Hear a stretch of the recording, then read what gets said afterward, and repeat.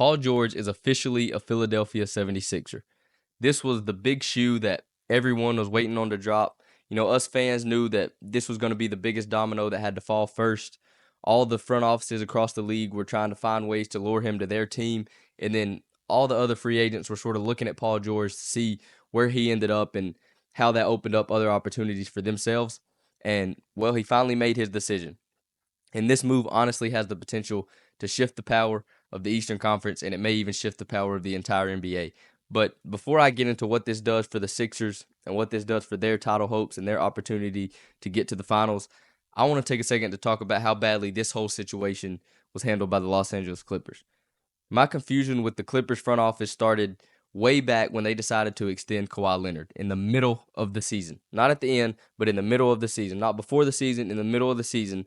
They didn't wait to see if he could finally have a healthy playoff run during his Clippers tenure, which has been a no-show completely in the playoffs. It seems like he has been hurt every year since he's been on the Clippers when it comes playoff time. Instead, they watched him have a dominant 20-game stretch or so and said, here's your extension, and we're willing to ride with you for the future. So, to me, that was the first kind of mistake they made, because when they did this deal, it signified that they have to stick with this big three. They had to keep Harden, they had to keep Paul George, and they had to keep Kawhi. And it looked like that was the plan, honestly. It looked like everything was going towards that. But flash forward, they were unable to reach an agreement with Paul George because he wanted a 4-year max, and they were only willing to give him 3 to match kind of the Kawhi Leonard deal that they gave. And they simply put their foot down right there. They basically went all in that Paul George was not going to leave LA, regardless of how many teams were willing to give him that 4-year max or willing to give him an opportunity. And at the time, honestly, I understood why they thought that. He fought so hard for so many years. Every time he was available for trade, he pointed at the 2 LA teams and said that's the destination that he wanted to go to. And he finally got there, and he finally made it back home. So there's no way he's going to leave that behind, right? Wrong. As his opt-out date approached, as free agency got closer and closer, it became very clear to me that he was strongly considering a bunch of those other opportunities, and that's where the Clippers really started to mess things up. Like I said, as those dates started approaching, they finally did kind of get out of their own way and started to discuss some sign and trade scenarios with a bunch of teams, with one of those being the Warriors, and I think the most important one being the Warriors, because allegedly they offered some combination of Chris Paul, Moses Moody, Jonathan Kuminga, Andrew Wiggins, and a first-round pick. Some people reported that they offered all that together. Others reported that they offered some combination of that. And then it got reported that Paul George was all in on going to the Warriors. Steph Curry, Draymond Green wanted Paul George to come to the Warriors, and they were willing to give him the 4-year max contract. But it got reported that the Clippers just did not want to trade him to the Warriors. It was that simple. And to me, this was their biggest mistake. Even if they were somehow unable to get Kuminga away from the Warriors out of the deal, they still had Kawhi, and you still had James Harden on contract on the team. So they had to try to build a contender. They could not just let Paul George walk out of the door, and that's exactly what they did. They gambled, they took a risk, they called Paul George's bluff, and they got beat. He was not bluffing. Paul George walked in free agency for nothing, and now the Clippers are kind of scrambling around trying to find pieces to put together a roster that allows them to compete for a championship, and Paul George is sitting with his 4-year max contract in Philadelphia. So while the Clippers watched Paul George walk out the door, he went to Philly and formed arguably the best big three in the league.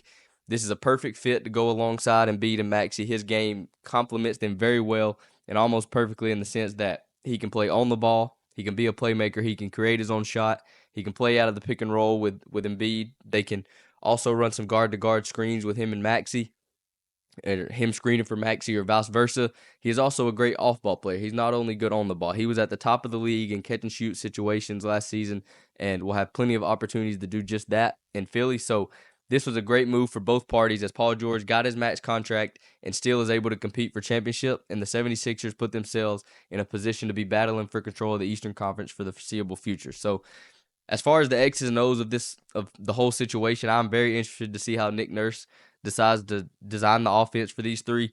Is it simply going to be a lot of pick and roll with either Maxey and Embiid or Paul George and Embiid, or does he get creative with how he uses them and kind of start to use Embiid as an offensive hub, kind of like they do with Jokic in Denver, where they run all different types of actions from him catching at the elbow, at the top of the key, at the short corner. He's just the focal point of everything, and they run a lot of off-ball stuff.